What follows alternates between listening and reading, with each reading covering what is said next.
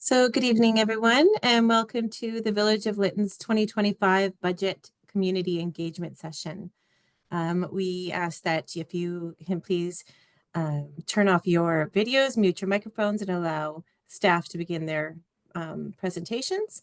And so I hand it over to you, Your Worship. Thank you.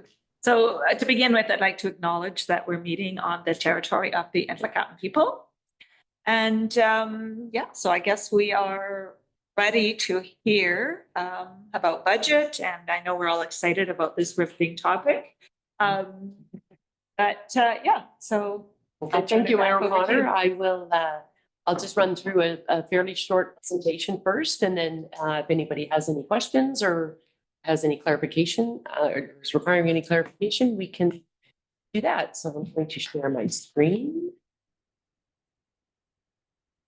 And there we go. So 2025 core budget session.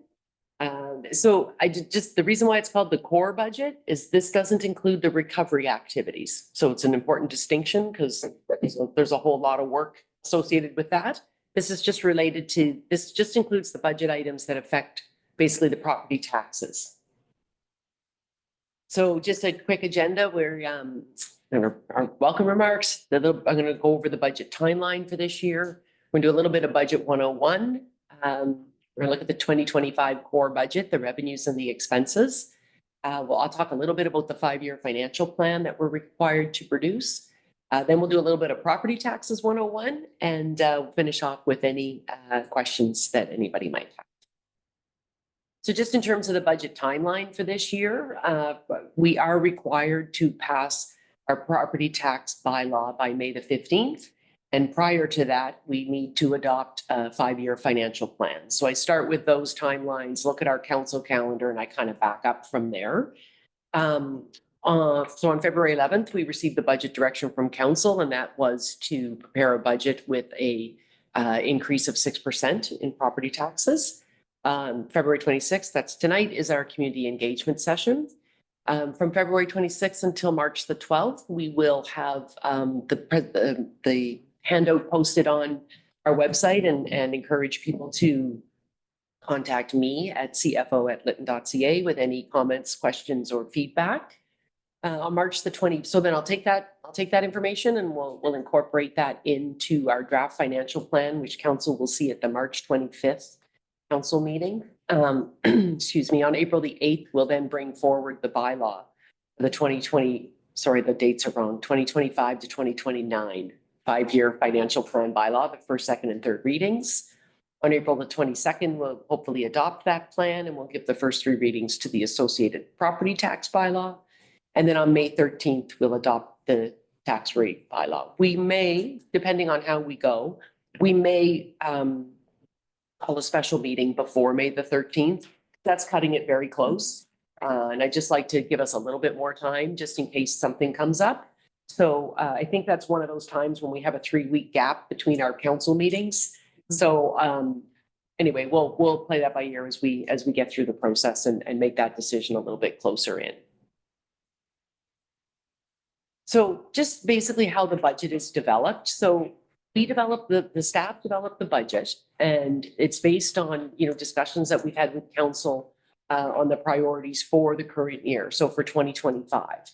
So it includes kind of special priorities that have been identified, and then a lot of the the day-to-day work that needs to happen. And at this, we presented to the community members for comments and input. That's what we're doing tonight. And the input, as I said, is open until March the 12th. And then we will incorporate that input and bring that forward to council to approve in the way of a 5-year financial plan. And this budget will include any special projects or capital expenditures that are not related to the recovery. So related to just normal operations. A couple of highlights. Municipalities cannot run a deficit. So if we do our annual budget and our revenues do not cover off all of our expenses, we will need to transfer money from a reserve to cover that. So it either gets covered by the current year's funding or a reserve that had been established in the past. So the reserves that we have, you may remember just prior to Christmas there, we did a little bit of reorganizing the reserves, kind of straightened them out a bit. So it's just so that it's very clear what reserves relate to recovery activities and what reserves are for our general purposes. So if we, end up with a deficit in our budget, which I don't believe we will, but if we did, we would then transfer money out of the general reserve to cover that. I'll tell you why in a minute, why I don't think we'll have a deficit. I'm going to hold you on that one. So this chart just shows the revenue that is included. These numbers come out of the 5-year financial plan. And so you can see the current year's revenue is budgeted at $2,484,000. The reason why you see that big drop off in 2027 is that's kind of when we return to normal operations. And I say the recovery funding isn't included here, but we do have some operational recovery funding that is included here. So we'll get it. I'll demonstrate that just a little bit more on another slide, but that's why that will end in 2026. And then we go back to kind of more normal levels. So prior to the fire, our budget it seemed consistently around 1.4 million. So on that previous slide, I have the revenue at 1 million. The difference was typically grants that had been secured for specific purposes. I haven't included any of those in the 5-year plan because if the grant is for a specific purpose, then typically there's specific expenses against it as well. So I just leave both ends out at this time. As a core revenue for 2025, 2.485 million. And then the revenue will return back to kind of historical levels in 27 to 29. And we'll be talking more about that and planning for that and how that's going to be impacted by rising costs and other things. So the revenue sources for 2025, the government transfers is by far the largest number. That's because in that 1,660,000 is $1,050,000 of operational recovery funding. So shortly after the fire, we received a commitment from Municipal Affairs for 2 tranches of 2.1 million. The first one was to cover 22 to 24, $700,000 a year. The last 2.1 million is 1,050,000 for 2025 and 2026. And that's intended to cover expenditures that are typical, ordinary municipal type expenses, but ours are unusually high because of the recovery period. So it includes everything from, we do have more staff working kind of mostly in administration than the Village of Lytton would typically have. We've had more in things like legal fees. We've had more in public works as they've been doing various projects, cleaning things up that were left behind from the fire or created during the debris removal and remediation project. So that's intended to cover that. And we have the property taxes that are coming in around 393 this year, investment income of 250,000. That will not be the case forever. We've got a large bank balance because we've been receiving these funds up front in some cases. So that's been a great benefit. That's just free money basically for us. And then sale of services. So that's things like water and sewer and planning and development fees, building permits, things like that. So the government grants, I just explained that first bullet about the 2.1 million. We also receive a small communities grant every year. Ours is budgeted at 408,000 for next year. We also have included in next year's budget a grant that we received for $152,000 for us to do the official community plan. So we have that in the revenue number, and then it shows up as a special project kind of further down in the budget. It's not in with the regular expenditures because you wouldn't want to put that in your regular expenditures, and then in the future, when you don't have it, your numbers are all askew. So it's a one-time cost. And then, as I said, if other grants come in, they typically have associated expenditures. And a good example of that are the, recently we've had success in getting the emergency services, and EOC grants, but they all have direct expenditures with them. Property tax revenue, so for 2025, 393,739, that's 6% increase in all the categories that aren't legislated, i.e. everything but utilities, which has a legislated number. Our preliminary tax roll for 2025 shows an increase of 29% in the taxable value of property in Lytton. So you remember, we get a preliminary roll at December 31st. People get their property tax assessments. They have until, I'm not sure what date, to appeal, and then we get our final tax roll at the end of March. Last year, we had no changes between the preliminary and the final. So we won't know the exact number until the time comes. But the taxable value is 13.4 million in 2025 compared to 25.9 million in 2024. And then again, just a reminder to everybody, we always adjust our tax rate so that it's our tax revenue that increases by 6%. So that if our assessments go way up, our tax rate has to come down so that the resulting revenue number is a 6% increase. So it's not a 6% increase in the rate on top of a 29% increase in your value. That's not how we do it. Our tax rate in 2025 will be lower than our 2024 rate, the actual rate. Yeah. Itself. And we don't control the value. We don't have any impact, any effect. I mean, we could appeal values but something. But each individual has to do their own. Yeah, I think the municipality can actually appeal them as well because. Yeah. But we're not setting those values. we're not setting those values. And we are obligated under legislation to provide BC Assessment with rebuilding information as it relates to building permits that we've issued and information that we have. And we do that. Noticed that. I think we do that monthly. Pardon? I noticed that. Yeah, exactly. Yeah. Sorry, we didn't have any choice. But yeah, we've got an established process with them now that we upload that information to them monthly, and they've been accumulating it. So they were definitely watching, because as soon as the first house started, they were contacting us. Yeah. So on the water and wastewater side, we have revenues budgeted in 2025 of just over $100,000 for those two combined. It's a little bit difficult to project into the future because it's very dependent on the pace of building. People don't pay user fees if they're not connected to the system. So as people get connected, we bill them, and some people get in the middle of the year. So, so it's not an easy projection to do without knowing, but we've just put some numbers together, and we will adjust as more information becomes available. And it also is dependent on when properties on IR 17 and 18 are connected to the system. Right. So our expenses, on the expense side of things, our largest area is general government. That includes administration, accounting, council, IT, and then any kind of just general office costs are included in that one.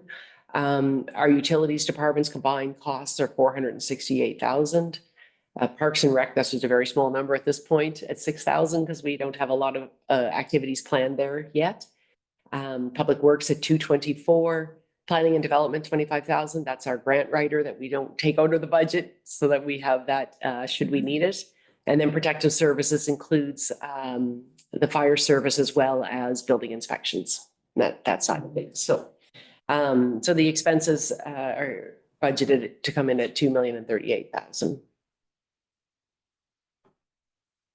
So the 5-year financial plan. So the community charter requires council to adopt a 5-year financial plan, as I said, prior to the tax rate bylaw, and each year needs to balance to zero. So as I said, we can't run a deficit. So in our 5-year financial plan, we either need to demonstrate that it's covered by current year funding sources or reserve contributions.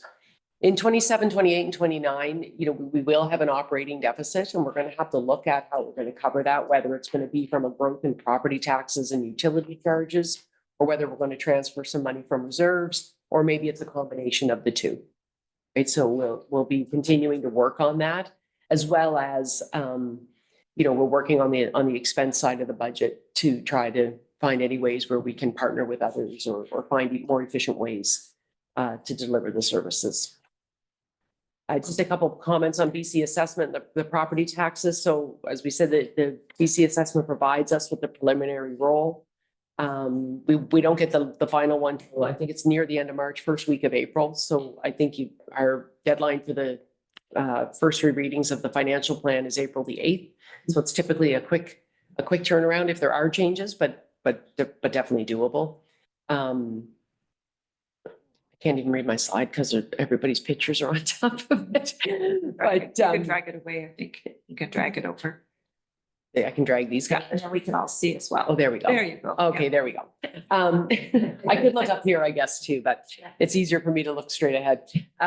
So, you know, if council approves the budget with the 6% increase, then that means the tax rate will be set according to what the assessed values are. And I did a nice example for us to look at. So, in 2024, our tax revenue from residential only, just residential, 53,189. So with a 6% increase in 2025, that means we need to collect 56,380. So that's the revenue number. Then if we look at the taxable value of 21,439,000, in order to calculate your taxes, you divide your assessed value by 1,000 and multiply it by the rate. So if I just kind of reverse the equation and do it backwards, I end up with a rate in a tax rate for residential property for the Village of Lytton taxes of 2.6298. And last year it was 3.5261. So that's the adjustment required because of the increase in the assessed values. 29% increase. The dollar sign shouldn't be in front of the 2.6298. Is that correct? Yeah. Yeah, correct. Yeah. I mean, it kind of is a dollar thing, but yeah, Okay. you're right. We can take that out for sure.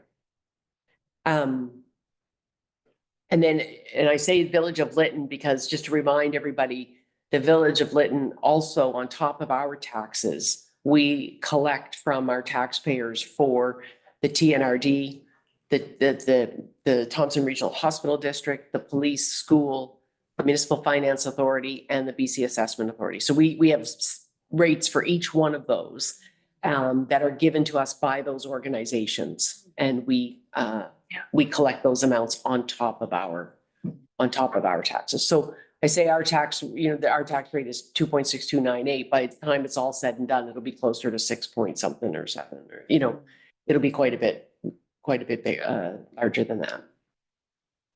And so that's it. So I don't know if anybody has any questions or comments, or if you want me to leave my presentation up in case you wanted me to go back to something, or Lisa, do you want to see if any of our online visitors have questions? Yes, so I welcome the public that are online. If they want to ask a question, you can use the raise hand function on the Zoom, or you can also put something in the chat window if you'd like, and we can go from there. So Judith does have a question. So Am I there? yes, here you are. Go ahead, Judith. Okay. Thank you, CAO and CFO, Diane, for your presentation. I know you can't specifically feather out individual projects that the budget is based on, but I was hoping to hear the priorities that the council had set for the upcoming year. And I was specifically looking at the going forward to normalize the fire smart practices within the community. And when we left our community in 2021, all the fire smart budget items was put into the maintenance budget, and there was one person with a weed eater every so often. I think that we are well past that practice. And I was hoping tonight that we would hear something that was going to be putting more on the protection for our infrastructure that's being built back for the municipality, as well as all of our homes and our surrounding communities, IR 18 and IR 17. We have a lot of investment back into the community, and fire smarting to me is a really number one safety priority. And I'd like you to give a comment back about how we can normalize hiring staff, perhaps 2 employees every year to do fire smart. Thank you. And thank you for your question, Judith. And we will be producing our annual plan, which will have more detail about all of the priorities.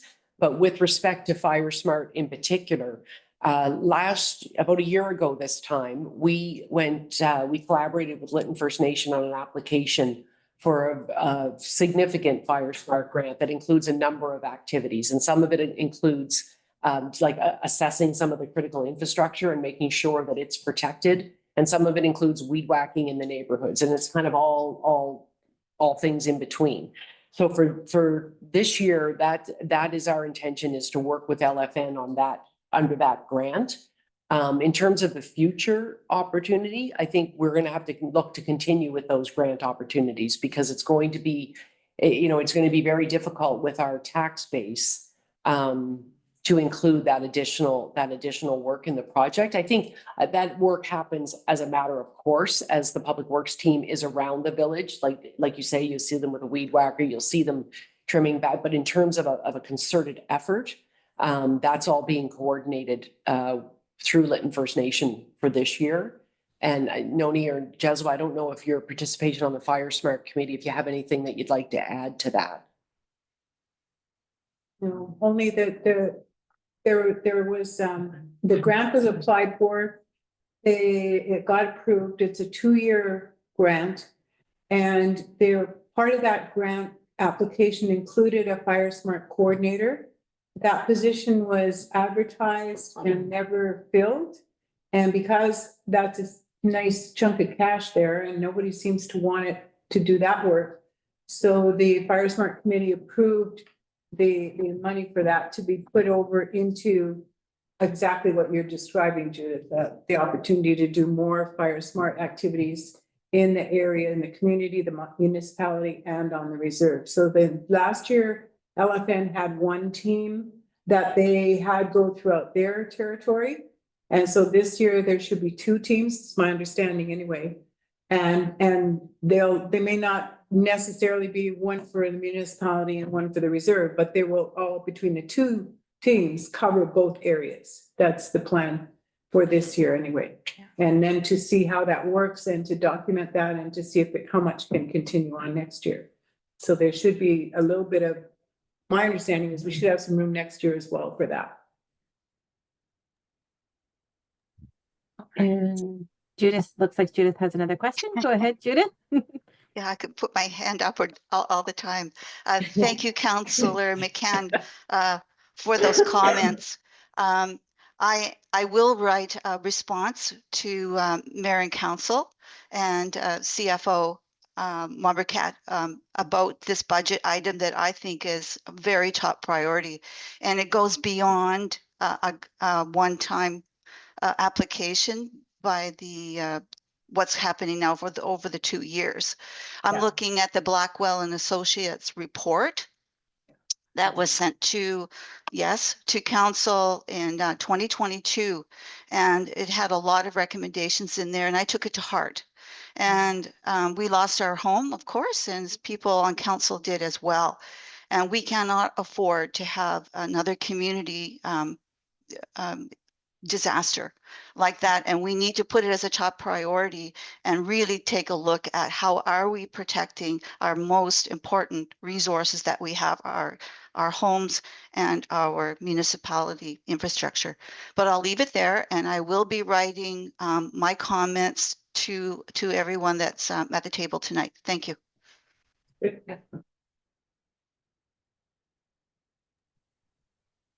All right. Does anyone else have any questions that's here online? I think that's a really good point around the Blackwell report. We haven't revisited that in a while. Yes. I was wondering, how municipalities can't run a deficit. Yes. It's a stupid question maybe, but how much or under what circumstances are surpluses and to what extent allowed?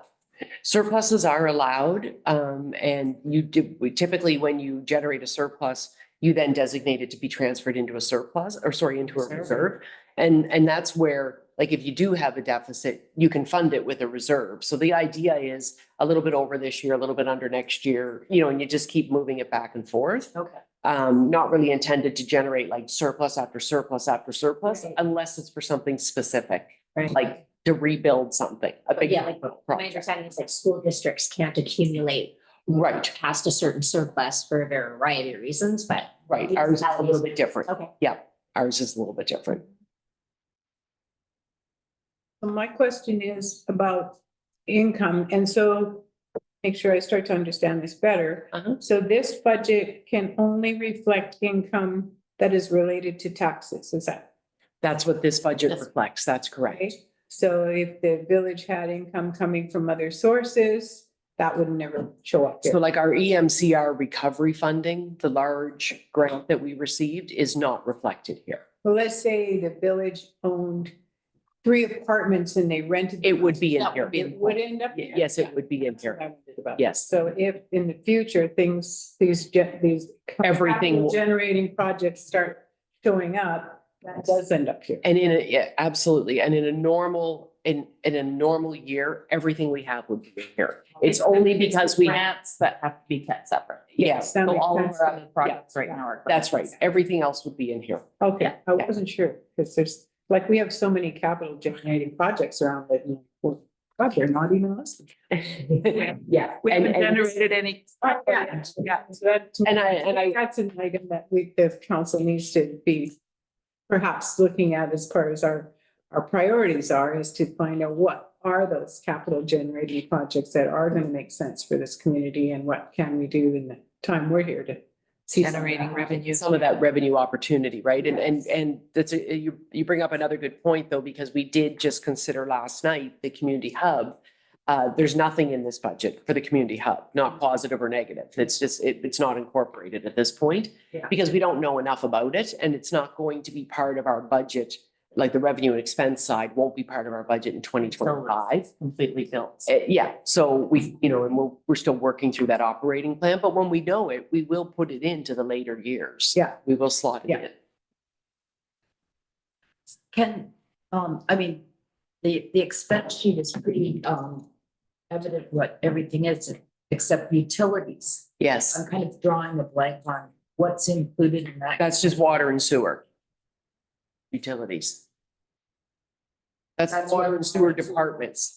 Yeah, that's the departments. That's the operators and the supplies. Exactly, Okay, and licensing and. exactly. Okay. Yeah, everything related to providing those services. You probably don't know, but what percentage of that would be wages? I don't know. Because I know chlorine's expensive and licensing and all the mechanics that But that's another good example of, there's definitely increased wages in that area, and that's covered by that 1,050,000. And so in the later years, when you look at the 27 to 29 numbers, the wages have returned to a more normal level. We've gone back to kind of a typical staffing for Lytton. But those numbers are high, much higher right now than they will be in the future. Trying to look at what those are.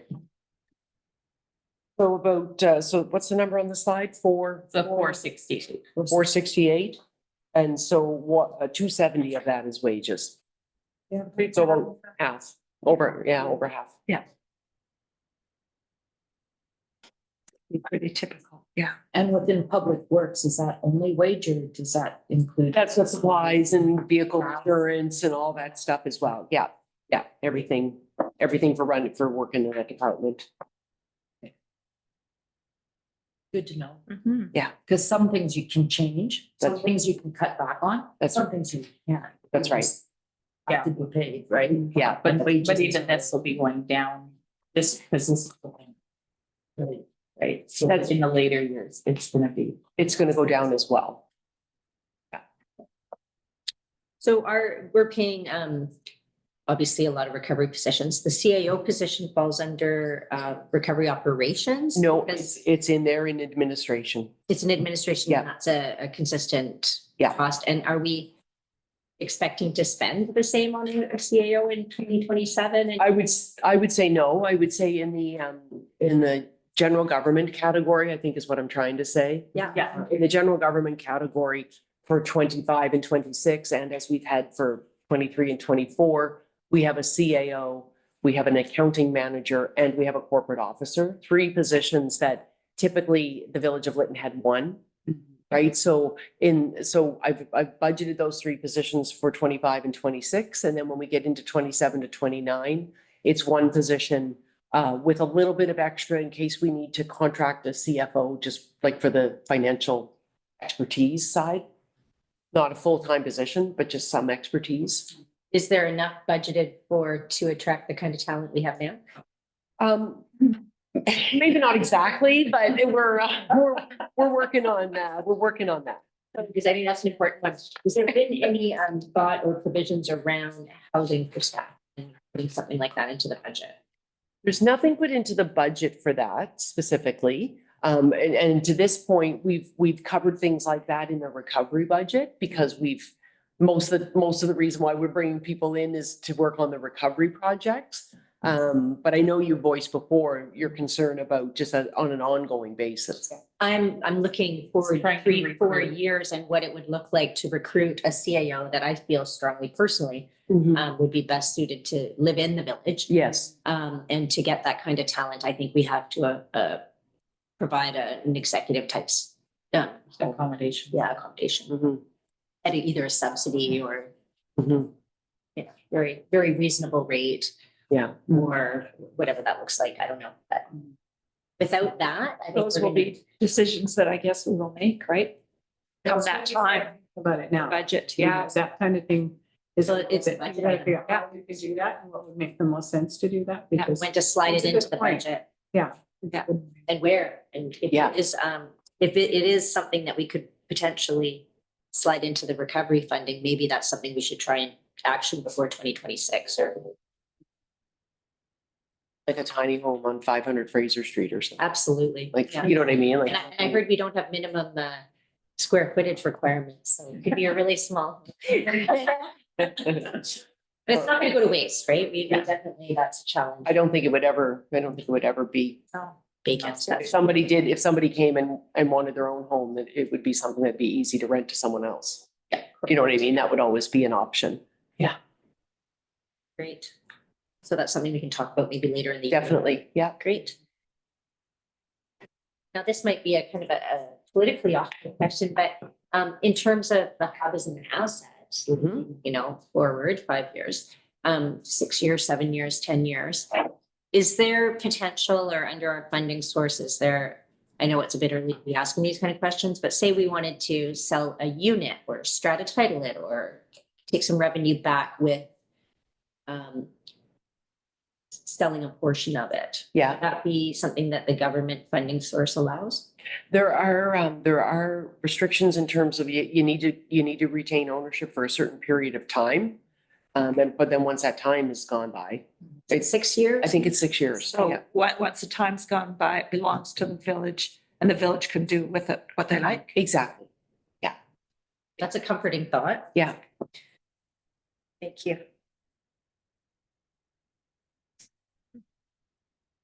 So right now in this budget, where's the fire protection, the temporary fire hall and the expenses related to that?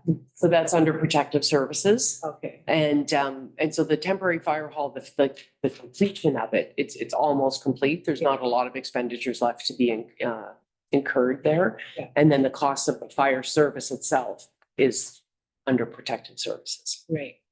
And going forward, I'll play the movie here. Mm. So there will be a new fire hall. Yeah. And that will have expenses. And so one of the things that council will be, like, I'm just trying to think, we improved somebody else's building. Is that what we did there? Mhm. And so that building belongs to someone else. That's right. And there was some kind of agreement there that is the village going to get anything out of that for doing that work is my question, I guess. We will take from it everything that is movable. And there were decisions made on pieces of it for things that could be taken with us. And the rest of it is a cost of having the hall. Yeah, it's just an asset to the owners and at some point we may get something in kind from them or something, who knows? Yeah, I mean, I guess originally the intention was to build a temporary fire hall for $1.5 million, which would have ended up being nothing at the end as well. Yes. This one is going to cost us just over $100,000 for the repairs that we needed to make to that shed to make it usable. Yeah. So there is no pre-existing agreement to get anything in return, though, just to be clear. Yeah. There was nothing agreed at the time. Okay, I wondered about that. Yeah.